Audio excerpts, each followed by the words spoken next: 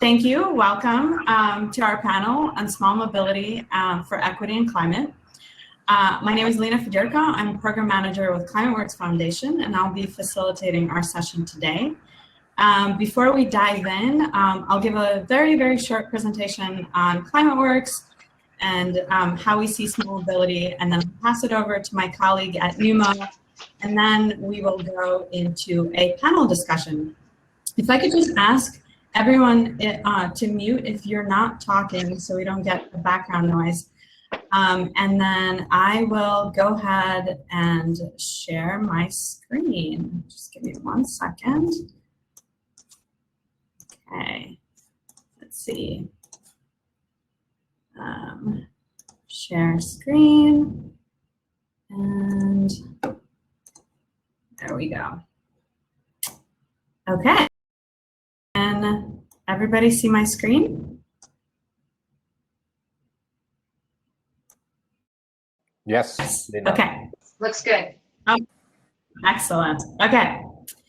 So just very briefly, ClimateWorks Foundation is a fairly young foundation, over 10 years old, and we focus on amplifying climate philanthropy through our 3 roles. One is global intelligence. That team supports and provides robust research to the field.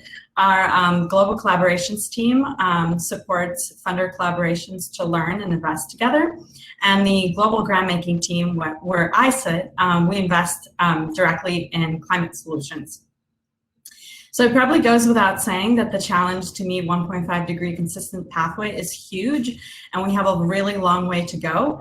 But I just wanted to pause and highlight the fact that at ClimateWorks, we believe that we cannot shave off these sectoral emissions that you see on the right-hand side in this very colorful and pretty waterfall graph. We can't shave those off without centering equity and without focusing on intersectional strategies around behavior change and sustainable lifestyles. On the road transportation front, it's both a major source of emissions, as everybody knows, I think 3rd in the US and something close to it in the world. But it's also a source of hope for rapid decarbonization, specifically as we've seen rapid uptake in EVs, huge and admirable and ambitious commitments across governments and corporations, automakers. And then lastly, we've seen a lot of uptick in e-mobility in cities, which for me give a lot of hope around redefining the way we move around in dense urban settlements. So the reason why we at ClimateWorks care about small mobility is there are numerous ones, so I'll just point out a few. One, we see it as a lever for zero emission mobility in cities. I see it as redefining access and ability to extend transit system. It's incredibly more efficient and less polluting than gasoline cars, and it enables this concept of a 15-minute city. So on that note, I'm going to pass it over to Harriet Tregoning, who's a director at NUMO, to talk a little bit more about equity and COVID impacts related to small mobility. Thank you so much. Harriet? Thank you, Lina. I'm delighted to be here, delighted to be on this panel and talking about this important topic. NUMO is the New Urban Mobility Alliance, which is 2 years old, 3 years old. This is the beginning of our 3rd year. We're beginning, we're based on something called the Shared Mobility Principles for sustainable mobility. And we have as our mission to take the technology-based disruptions that are happening all over the globe in transportation and using it as a way of thinking about cities differently, as a way to make cities more sustainable, more fair, more safe, more joyful. And so this is a very important question, equity and transportation. Next slide. Perhaps more so than anything else, people's access to transportation really determines what their life outcomes are, because in so many places around the world, whether you can get to a job, whether you can meet your daily needs, get fresh and healthy food or education, depends on whether or not you can physically go from where you live to the destinations that have those opportunities. The COVID pandemic has exacerbated many of the equity issues that already existed in transportation. And it's challenging us now to especially rethink how our transportation systems around the world operate and who they're for, especially when it comes to access or lack thereof. The society's poorest spend a greater percentage of their household income on transportation. It's a regressive expense. In extreme places like the United States, where automobility is really the dominant form of transportation, Americans spend about 14% of household income on transportation on average, but the lowest 20% of the population spend nearly 30% on transportation. So you can see how very much more the poor pay for transportation. Compared to the US, European countries spend a much smaller proportion of their income on transport. For example, among the poorest 20% of people in the European Union, they pay about 7.5% of their expenditure on transport. So you can see it's a big difference in places around the globe, but it is still an issue about opportunity. And it's not just a matter of income. There are other factors at play depending on the country. Race is a factor, especially in the US, disability, age, requirements like driver's license, documentation, immigration, the very dangerous nature of some of our roads, the reliability or the curtailment of public transportation. All of these things affect people's access. At any given time, 50% of us experience a lack of access to transportation because we're too young, too old, disabled, can't afford transportation, etc. Next slide. The broad story of much of the world in the 20th century was the story of economic mobility. And a lot of that economic mobility that lifted so many people out of poverty was in part based on having access, routine access, proximate access to daily needs. But research in the US by Raj Chetty suggests that the aspiration that your children will be better off than you are is fading, at least in the United States. And a lot of that may have to do with transportation. It's obvious that if it's hard to access a job without a car, then you're much less likely to have a job. You're much less likely to be able to get a better job than the job you might have if those jobs are just very difficult to access.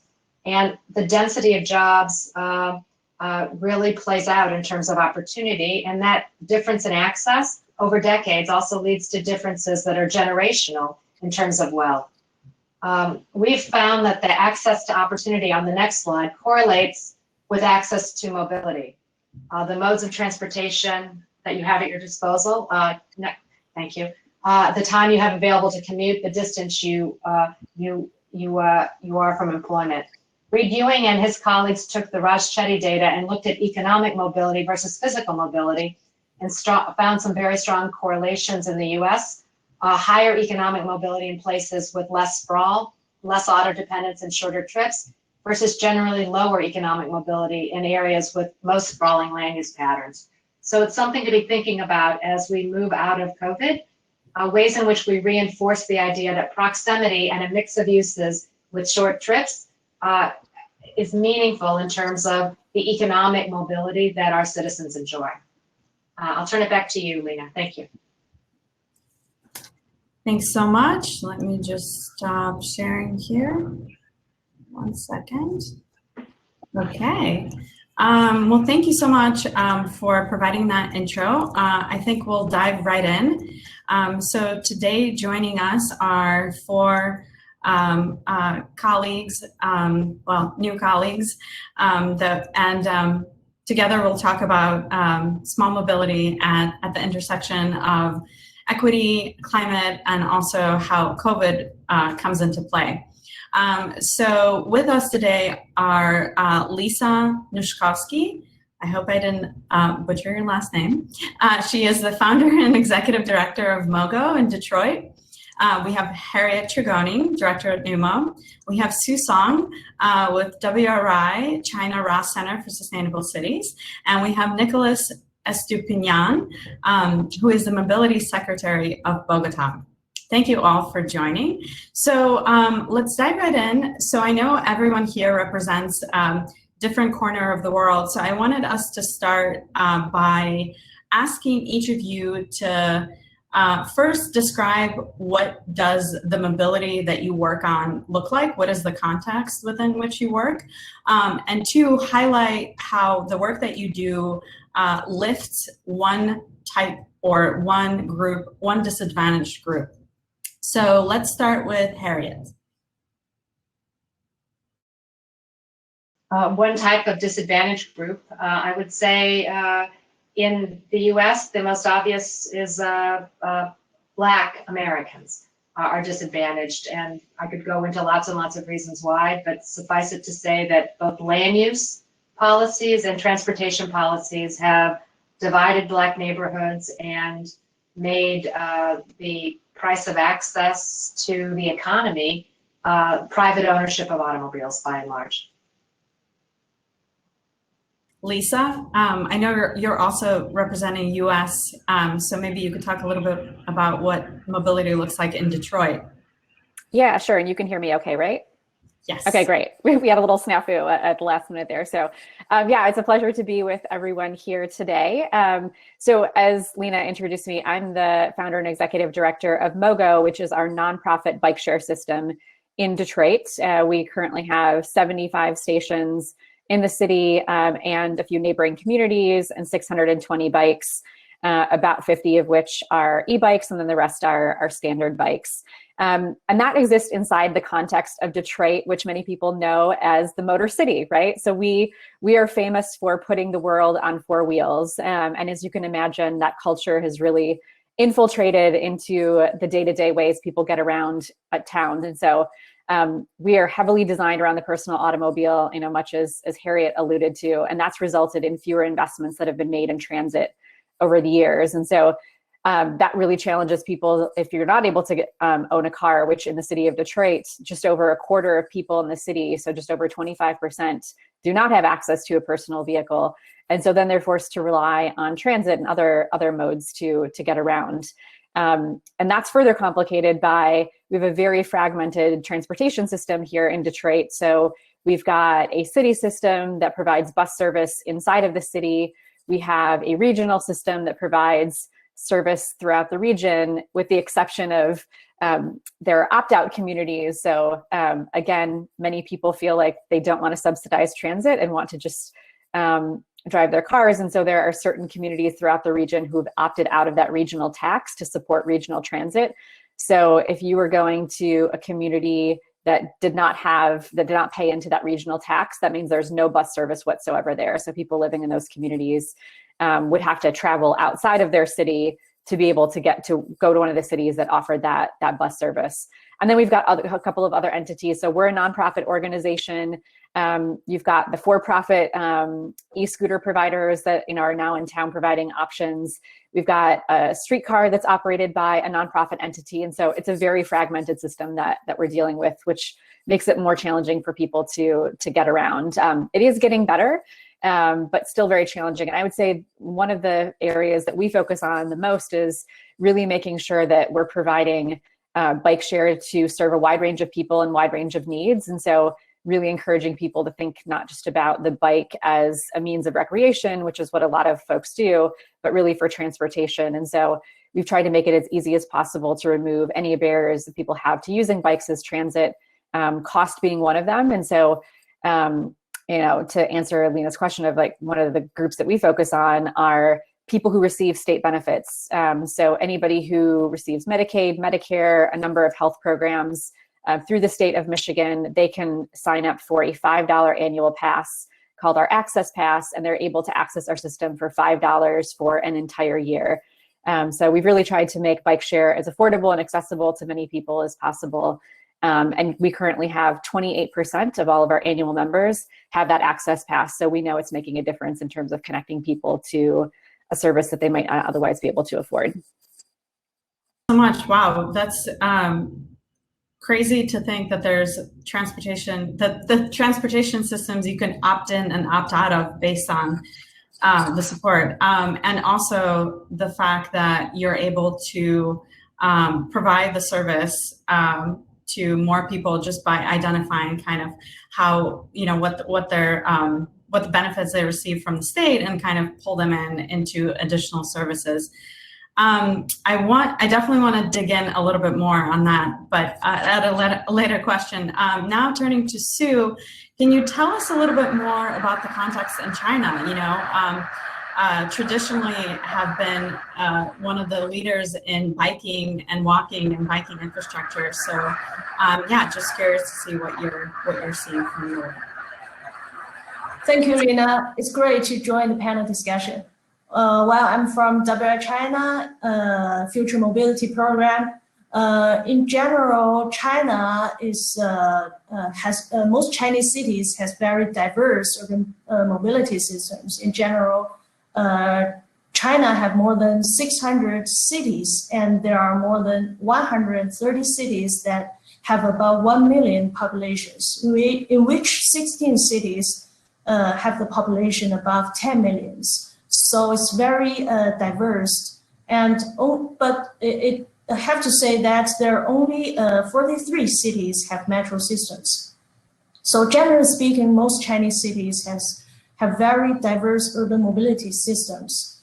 For example, big and rich cities rely on public transport systems, specifically on bus systems, poor financed and low level of service in general speaking. While small cities pretty rely on private cars, taxis, and ride sharing, and also the smartphone-based active transport, for example, dockless cycling systems, and also, of course, walking. And in recent years, the trend in Chinese cities is that most cities, specifically the big one, are shifting from private mobilities to green modes of transport, which are bus, metro, and bike and walking systems. For example, in city level, Beijing, bike and walking systems together account for 42% to the total mode share, to the total trips. In Shanghai, bike and walking systems account for 40% to the total trips. So in generally, big cities in China, specifically the coastal cities in Chinese cities, are shifting from private mobilities to bike sharing systems and also metro systems. Very interesting. And now turning to Nicolás, hailing from Bogotá, one of my favorite cities in Latin America. Can you tell us a little bit about what's going on there? Sure, Lina, thanks. And thank you all for inviting us to this panel. Well, Bogotá, as you know, is a large city, not as large as the Chinese cities, but it has almost 8 million people, almost 16 million trips a day. And we have almost 70% of sustainable mobility of modal share. So that would be public transportation, walking, and biking. But then, as Harriet was mentioning at the beginning, we have a very large chunk of people, poor people, vulnerable households, that are spending a lot of money moving from one place to another, going to work, going to education and other services. They're spending almost 30% of their. So we are seeing this as a very, very important challenge that we need to work on. We have, of course, been working a lot with these low-income households and, of course, with the women. We have been understanding a lot better, with help of a lot of international organizations, what's been going on with the mobility of households that are being led by women. Of course, we're seeing that they travel a lot more, they use more public transportation, they walk more, they do not bike as much as we would like to, but we are seeing that mobility in Bogotá has been like kind of steady in terms of the share of sustainable public transportation. The percentage of biking has increased a lot. Pre-pandemic times, it had been growing a lot. We used to have something like 7% of all the trips made by bicycle, and that accounts almost to 1 million trips a day. And now in pandemic times, we're seeing that percentage went from 7 to 10, 11%. So we're seeing a lot of changes, and certainly we're seeing that we are having special attention on low-income households and mobility for women. Great, thank you so much. I definitely want to now dig in a little bit into the COVID impact. So, you know, the pandemic has brought the movement of people to a halt, obviously with profound impacts across livelihoods and the economy. And in the US, we observed steep decline in transit ridership and simultaneously some uptake in small mobility, namely biking. And we also observed stark inequality in access and dependency on mobility, and kind of who was able to be flexible and take other modes and who was kind of stuck on the transit that was declining in service and in ridership. And so I actually wanted to turn to Sue and Nicolás to see and to hear a little bit about what have you observed in your respective regions and through the course of the pandemic. Have you seen similar patterns in mode shift and kind of just general COVID-19 mobility impacts that I think you started to touch on, but it would be great to hear more. So we can actually start with Nicolás. So Lina, I think we're still trying to understand what are the impacts of the pandemic. We have been taking a lot of data. We have been trying to analyze all this information and trying to understand what other cities have been doing and what has been the impact on other cities. I think we've seen, like other cities, a lot of increase in individual modes. That would be private vehicles, cars, and bicycles and small mobility. We've seen something that we don't like that much, but that it has been interesting and that we need to see if we want to continue that trend. Trying to understand how some of the pandemic effects are going to be permanent. And we're seeing that, for example, as I mentioned before, we went from 6.6% of total trips made by bike to almost 11%. But we've seen that most of the users, 73% of the users of the bicycles, are coming from public transportation. So at the beginning of the previous year, in March, where all this craziness started here in Latin America, of course, we were very concerned about the implications that public transportation had in spreading the virus. But as more evidence has come, we know that public transportation, if you have the windows open, if everybody uses their mask, and we have the correct ventilation, it's not that, that strong, the spreading of the virus. So we're seeing, as I told you, 73% of the new users of the bicycle infrastructure that we have, that is coming from public transportation. So that is a permanent effect that we're having, and we need to understand how, in the coming months and the coming years, public transportation is going to continue their planning and the financial planning specifically. Of course, we are losing a lot of money trying to guarantee 100% of the fleet, trying to guarantee frequencies, all of the services, and then of course we have seen decreases in 50-60% of the demand. So we're seeing a lot of challenges trying to rediscover public transportation, mass transit being not massive, and trying to understand better how we can allocate more efficiently public space. And I think that's kind of the most interesting lessons or windows of opportunity that we have taken from the pandemic. We have been really going forward into this space distribution, looking for more efficiency and more equity. As you know, Bogotá is a highly unequal city. And as I mentioned before, vulnerable households are having a lot of hard times during these times, of course. The second slide that Harriet had was, of course, this sign of stay home, but we know 40% of the population here are informal workers, and they just simply cannot afford to stay home. So we have been struggling with them, trying to move them safely, trying to give them more options. And that's why we implemented these 84 kilometers of pop-up bike lanes, which were very well received, and a lot of people are using them. So we are confident that those kilometers are going to be staying permanent. But then again, we need to understand better how we can redistribute the newcomers to those lanes, not trying the majority not coming from public transportation, but from private vehicles. Thank you. It sounds like similar challenges as in the US, definitely the financial hit, but and at the same time trying to maintain the same level of service, knowing that there's people that depend on it.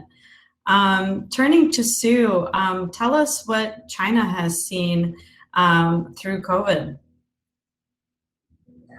Okay, in China, actually, we have experienced and have been experienced both periods, which are during COVID-19 and during the recovering period of COVID-19. So for during COVID-19, have to say that most Chinese cities have to lock down, and so far as we know, more than 400 cities had to close completely or partially their public transport systems in early 2020. So there are large share of ridership shift from public transport systems to private cars, taxis, and ride-hailing, and also large share to the cycling and walking. So in terms of public transport, obviously, they never well prepared during this sudden public health event and turn out to be the most vulnerable transport systems. And for the shared bike system, for example, in Wuhan, during the 50-day public transport lockdown in Wuhan, Meituan, the bike sharing company, reported that they have provided more than 2.3 million trips in the cities, which is more than 50% of total daily trips. So the ride volume of shared bike in Beijing during pandemic has increased by more than 120% compared to before the pandemic. So during the recovering period of a post-COVID period, as China's economy reopens, public bike sharing systems and also dogless bike sharing systems appears to be back on the rise. It seems that people's daily commuting habit tends to somewhat lock in the current pattern to some extent. People cycling to work during COVID-19 tend to stick on this pattern after COVID-19. So, but that not just because people to keep social distance, but also some people, more and more people realize that the importance of the health from physical activity, such as cycling and walking, making this pattern to their daily commuter as a habit. So as long as the built environment, the infrastructure for walking and cycling is good enough, and also air quality is good enough, weather is good enough, people tend to walk and cycling more in Chinese cities. We found some evidence that from some surveys that in Beijing and Guangzhou and some other big cities in China, people tend to cycling longer distance and longer duration after COVID for daily commuting. In terms of public transport systems, they are still recovering. We found that both metro systems and bus riderships still not fully recovered.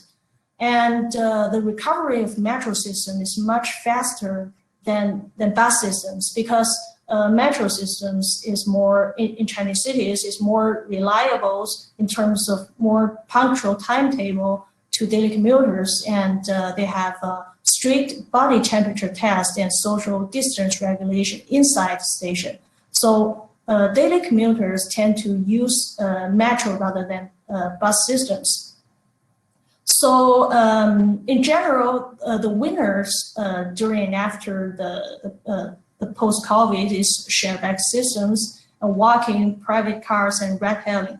But the problem is ride-hailing systems and taxis, and also the total cost of ownership of private cars are still very expensive for most commuters, and specifically for lower income groups in most Chinese cities. And bus system is big loser during and after the COVID period because their lack of accessibility, low level of service, and because the health concern of bus system also make many commuters away from the systems. So the current situation in most Chinese cities is people shift from bus systems to dockless bike sharing systems. That's the situation in China during and after COVID. Thank you so much, Sue. I'm, also hearing a lot of similar things on, mode shift to private vehicles away from the bus system and onto bikes. But what I also heard you say, and I'm glad you brought it up, is the key of like built environment. The behaviors shifting onto bikes are likely to stay post-COVID, and then they're getting longer, and those are likely to stay. And I think looking at US, the built environment is very, very much lacking. The protected bike lanes, personally, that's why I will not get on. I'd rather take the bus than a bike because I'm just like terrified of like the cars. So actually turning to the US and to Lisa and Harriet, I wanted to unpack a little bit this COVID impacted mode shift. So, a lot of people moved to biking, but it's not as simple. And so I wanted to just get into the details of who is it that's moving to biking, and because it's not a choice that everybody can make, because not everybody's trip is conducive to a bike trip, especially in adverse weather conditions when it's snowing and so on. And so I want to talk for you to talk a little bit about that, and then also if you could speak to sort of what is the opportunity with small mobility if it's not for everybody. So maybe turning to Harriet first. Thank you. What I is that, as you pointed out, not everyone has short trips, and if your trip is long, you might be transit dependent, especially if you don't have the income to own a private automobile, which is true for many people throughout the country, throughout the world. We're just a little bit unique in that we've really made it a requisite, this automobility as a way to access the. We have many more people who are limited in their access to opportunity because of how auto dependent our cities are. But a couple things have been happening, including something that I would have said was almost impossible, which is an enormous change in the land use during COVID. So work from home has been a global phenomenon, not for everybody, but it has changed the patterns of commuting in a way that I think transit is going to really struggle with, because of many transit systems were designed around the peak commute. And whatever happens post-COVID, some significant amount of work from home is going to continue. What a lot of cities are really starting to look at is whether they can make permanent some of these temporary land use changes. In every residential neighborhood, there are a lot more workers now home during the day, wanting convenience, wanting shopping and other destinations that are nearby. Well, a lot of cities are also looking to backfill empty offices in downtowns and other job centers with housing. And people who get to live in that housing are going to naturally be closer to transit, closer to job opportunities, closer to lots of other convenient destinations. And so making sure that a good share of that housing is affordable also is a real opportunity to change the prospects for people. I would say that for people who are able to pivot to small mobility, some amazing things have happened during COVID, right? Some of them terrible, like the cratering of transit, both because of the curtailment of service, the financial crisis, the fear of transit, which it turns out to have been unfounded. Epidemiologists and researchers in Bogotá, thank you, Nicolás, did some amazing work to really show what the factors were, the risk factors are that associated with COVID contagion, and how transit agencies could absolutely manage that risk in partnership with their riders. But most transit agencies weren't marketing that or talking to people about that. The fact that in COVID we were trying to live small, so we were trying to meet most of our destinations nearby. That's a habit I think many people will retain. And we also changed our streets, some temporarily, hopefully many of them permanently, to make them slower, to bring commerce to the street, so that there were all kinds of other activities that really discouraged fast-moving automobiles. And we began to use our streets differently, which made it safer to scoot, bike, or walk. And I think those things are really encouraging and hopefully will stay. Thanks so much, Harriet. Lisa, turning to you, I'm curious to hear what your experience is, specifically because, there's this tension of, small mobility or biking even isn't for everybody. And in the US, I've heard of a long history of policing on bicycles, policing of Black and brown communities on bicycles. So I just wanted to hear what it's like, what you're seeing in Detroit, given that context. Yeah, so, as I mentioned earlier, we're pretty spread out. I don't think I mentioned the population size of Detroit. We're at about 650,000 people in the city, but we have about 4 million or so in the region. And so there's a lot of distance between where people live and where they work. I think that there's a lot of interest in thinking about, in Detroit, we don't call them 15-minute neighborhoods, we call them 20-minute neighborhoods, thinking about how we can create services and destinations within a radius of where people are living, but that's obviously a long-term project. And so certainly when the pandemic hit, bus service was severely impacted. Routes were greatly reduced. And we were really thinking about, okay, how does bike share fit in the context of that, right? Because, bike share is good for shorter distance trips. It's not, you're not likely to hop on a bike and ride 10 miles.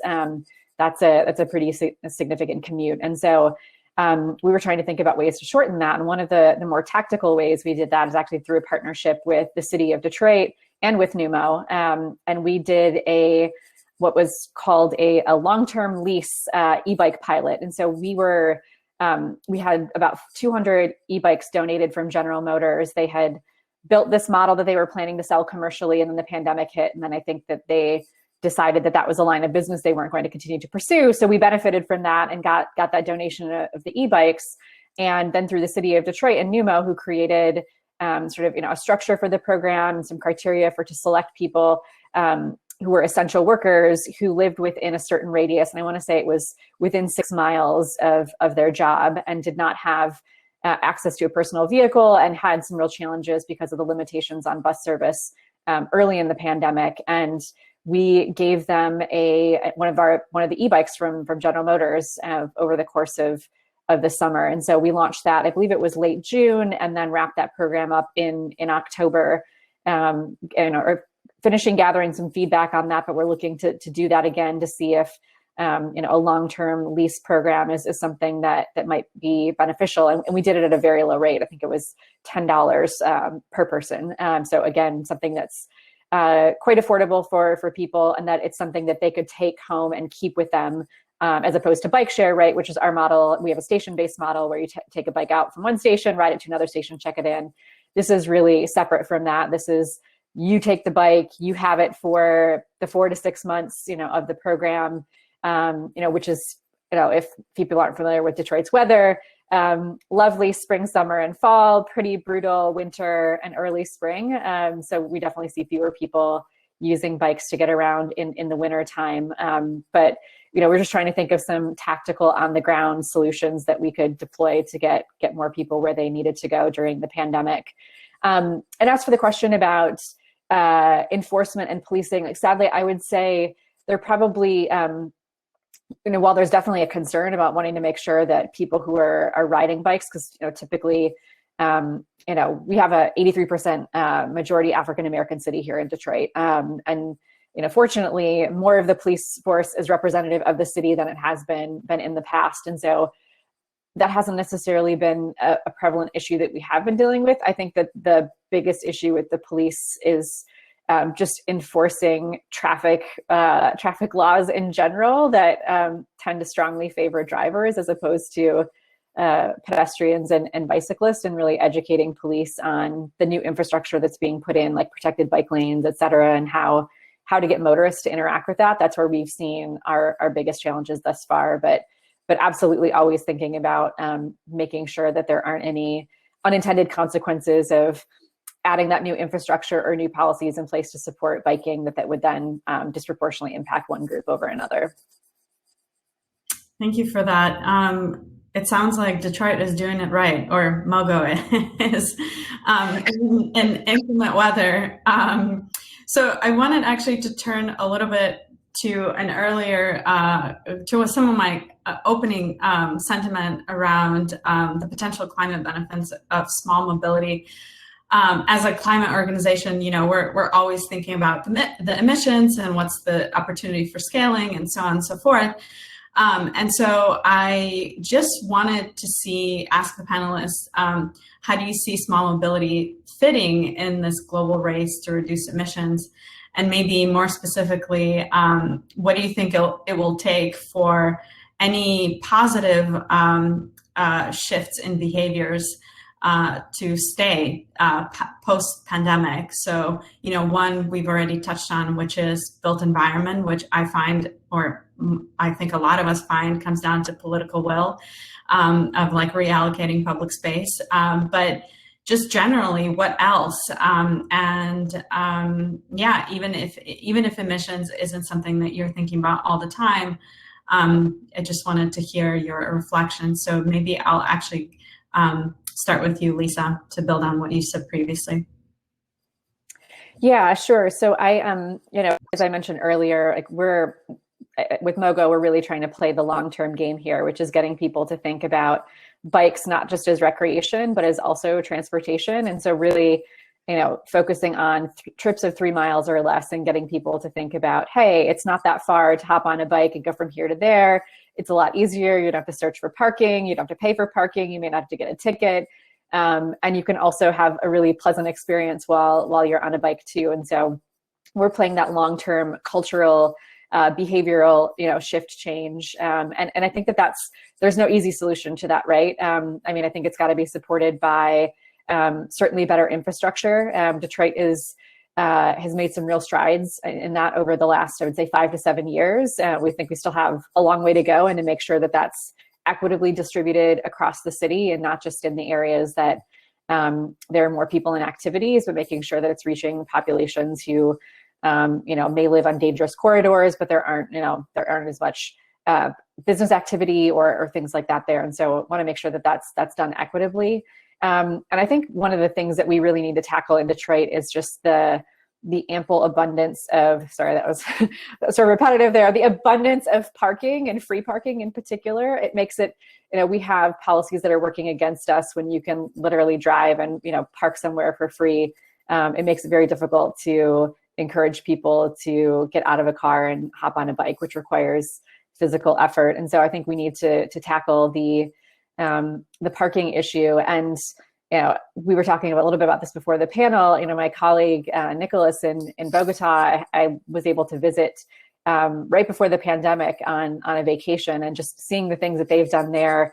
Be it through the protected infrastructure, be it through initiatives like Ciclavia, that really create and support a culture of biking and walking. And so I think that, like you said, Lina, it's really the political will and giving a voice to the quarter of people who don't have access to a vehicle in Detroit, and making sure that their voices heard in terms of other solutions for getting them around the city, and the bikes can play a long way. But we view it as very much a long-term goal where we make incremental progress, and hopefully as we continue to grow our service, we'll get there. Thanks, Lisa. Free parking is definitely a foe. It's working against us here. Harriet, anything to add looking broader at the US context? I would say one of the really cool things about Lisa's project is that it was targeted at employers who are not the employers who are making the work from home decisions. So we have kind of two sets of employees, those that have really benefited from in some ways, from the ability and the convenience of working from home. They saved money. Their free time got to be more. The people who had to show up to their jobs in every way had a much more arduous experience, a more costly experience, a riskier experience. But Lisa's been working with the employers who employ those people who have to show up. So I really am excited about all of us recognizing that the people who, in their role as employer, they have their thumbs on very big levers, right? Yes, let's get rid of paid parking that a lot of them offer as a benefit. Let's instead subsidize other ways for people to get to their jobs. And I don't think that this is yet a big phenomenon. When I looked at the companies that have validated science-based targets, of the 550 or so companies, 19 have looked at commute emissions among their scope 3. They're not paying attention to it yet, but they need to. And we should encourage them to, because if nothing else, COVID has really shown the role that employers could play in global emissions based on the policies that they choose to implement. So that's one of my takeaways, and certainly, that was one of the reasons why the work that Lisa's doing in Detroit with this pilot is so important. Thanks, Harriet. And I would say an extension to that is also corporate flying policies, which is another huge emission driver. Obviously, a topic maybe for a different conversation, but NGOs even have to definitely walk the talk in seeing and kind of assessing how we incentivize sustainable travel modes and flying and so on internally before we can see how we can have a positive impact out there. So this is definitely something ClimateWorks is doing a lot on. Turning to Sue, so in China, you have the built environment to support the biking.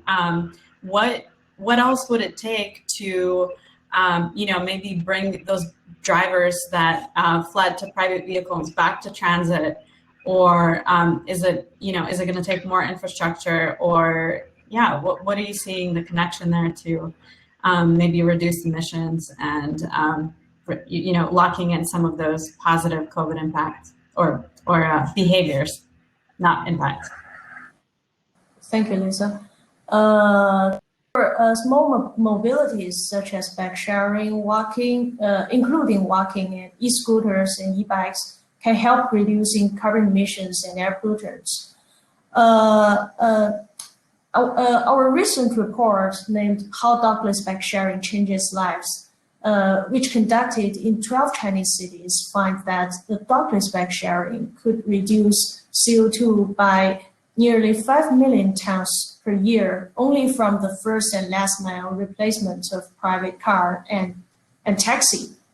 We should also bear in mind that they have also significant co-benefits of small mobilities.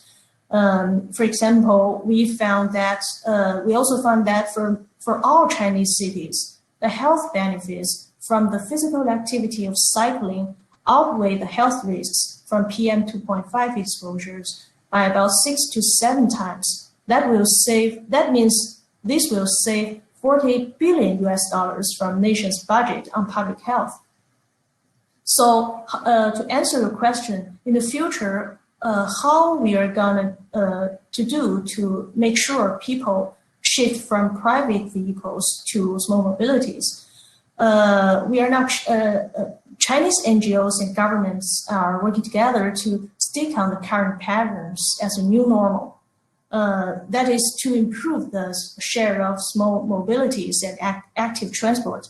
We're going to use these opportunities windows to firstly improve the infrastructure, the built-in environment to bike cycling and walking, to make sure people to stick on more sustainable mobilities. And second, to improve the service of bus systems. As I said, in terms of the level of service and also the accessibility and also the level of disinfection activities during post-COVID.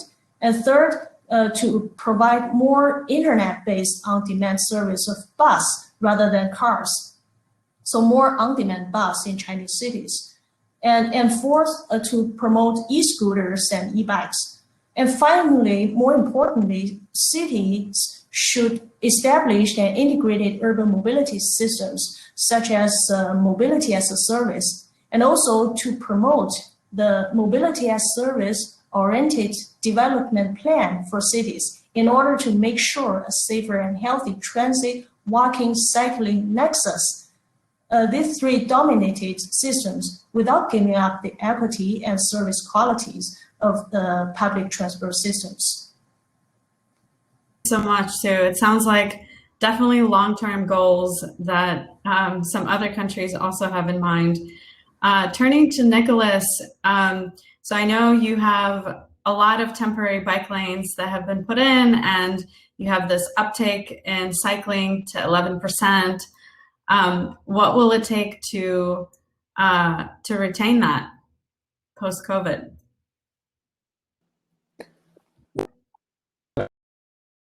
A lot more. In our development plan, we have the goal to increase 50% of the trips that we were doing before pandemic. It's almost 1.4 million trips, which we should be making by 2024. So we have the infrastructure. We have the number of bicycles here in Bogotá. We have almost 2 million bicycles.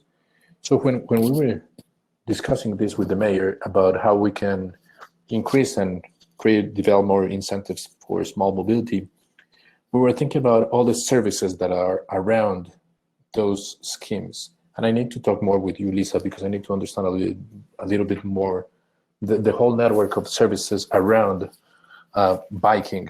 So we have the infrastructure, we have the bikes, but we don't have the complete picture of the services. So we know that we need to increase safety, personal safety, especially. A couple of months ago, we were in a, how do you call this? In a security council. No, everybody is serious, the generals of the army, of the police, everyone, because we saw an increase in bicycle theft because of more exposure, less people in the streets. So we had a large increase in bicycle theft. And basically what the mayor of the general of the police said, he told me 42% of the bicycles that are stolen in Bogotá are stolen because of, they call it opportunity theft. And that is basically because people leave their bikes without the proper security. And that means we don't have sufficient bicycle parking spaces. So we are working now on that. We had a very small, not very ambitious goal in the development plan to put 5,000, racks for parking these bikes. But now we need to, of course, increase that goal, and we need to understand a bit better all the services that come with infrastructure and with the bicycles. So we're looking about at the different private initiatives that had been surrounding Bogotá, trying to implement this public system for bicycles. But we don't seem to be very confident with the financial models. We know that we don't want more bicycles.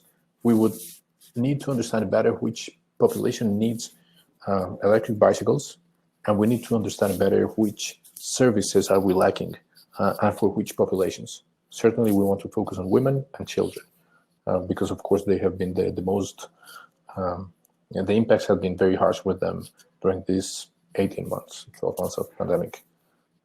So we need to focus a bit more on those services so that we can continue bringing people. And I was talking, as we were discussing this, I was talking with Robin Chase, and she was saying, so it's not a bad catch, 25% from other vehicle or from other modes, because I mentioned that 73% of the newcomers to the bicycle network were coming from public transportation. And I think she's right. I guess we were expecting a larger share coming from private vehicles, but it's not bad. And I think if we can increase the quality and the number of services that are around the infrastructure of biking, then of course we can attract more people. So much. We are coming to the end of our time, so I just wanted to get one round of last comments from all of you, and I'm pivoting to something else from what I was originally going to ask, and it may be a little redundant, but I'm wondering, what is the one thing that you all are laser focused on for 2021, given the context of our conversation thus far? And I'll start with Lisa.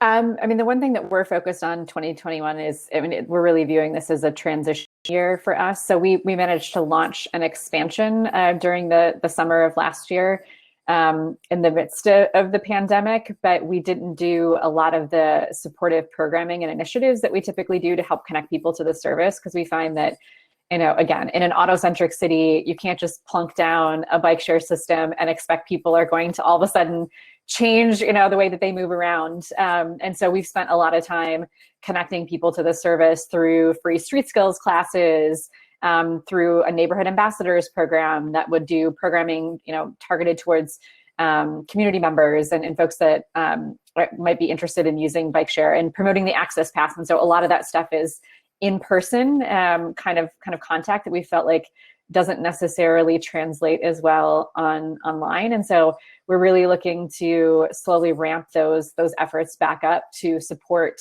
the areas that we expanded to, which is actually in sort of the inner ring suburbs of Detroit, and then a community in sort of central northwest Detroit as well. And so we really want to make sure that we're connecting folks to that service up there, and really just continuing to encourage, again, people to think about as transportation and not just recreation. And so designing our programs and initiatives around that. Great. Sounds like you took a leap, but then still have to pave the path, right? Exactly. Harriet, over to you. So I hope this doesn't sound like it's coming out of the blue, but I think the biggest thing that NUMO is focused on is access, measuring transportation system performance based on the access that people have to their daily needs. In the US and in some other countries, we've measured transportation system performance based on not just exclusively on automobility, but on the speed of automobiles, ignoring whether or not people can their basic and daily needs. So by shifting to a focus on access, that unlocks land use as a tool to get people more access, which is by far the most cost-effective way. It shifts to a focus on transit, and it shifts to a focus on short trips and all the wonderful modes that people can use, typically low carbon, to make those short trips. So that's our focus. Thank you. Access is a good thing to focus on. It totally is not out of. And turning to Sue, what about in China? In China, this year, we are going to focusing on connecting small mobility with public transit systems as a whole package of high quality integrated mass system development, and to meet wider people's needs after COVID, in order to recover urban dynamic and accelerate urban carbon reductions. So we are planning to establish a mass alliance in China or in some selected Chinese cities. In Guangzhou and Beijing, for example, we are going to pilot some mass systems in both cities, both deep dive cities. And developing mass not mean to promote taxis and private cars, but to promote firstly public transit and combined with micromobility. as a package, integrated package. So this is what we are going to focus this year. Thank you, mass. It always sounds like a very challenging undertaking, but some transit systems have done it, and it works well when it's done well. Nicolás, what are you seeing as a priority for 2021 in Bogotá? Without a doubt, affordable access, and that's a tweak from what Harriet said. We are very concerned here because, of course, 30–40% of the economy is informal economy, and we know the deep and the strong correlations that we have with distance, price, and informal jobs. And of course, these pandemic times have done nothing except increasing this gap, right? So Bogotá is already a very unequal city, if that's the word. So we really need to increase the way we distribute space. We need to allocate it in a more efficient and more just manner. And of course, we need to work this 2021 in tariffs, in trying to get that 30% of the household wages going to moving, going to accessing urban opportunities. We need to really focus on that this year. Affordability, that's a great note to end on. So we are at time. I wanted to thank all of you for joining us today and for sharing your insights and challenges in light of COVID, and hearing about where you think the opportunity lies related to small mobility. And that's it. Thank you so much. We'll close here. Bye, everyone. Thanks, everyone. Thank you. Thank you. Bye.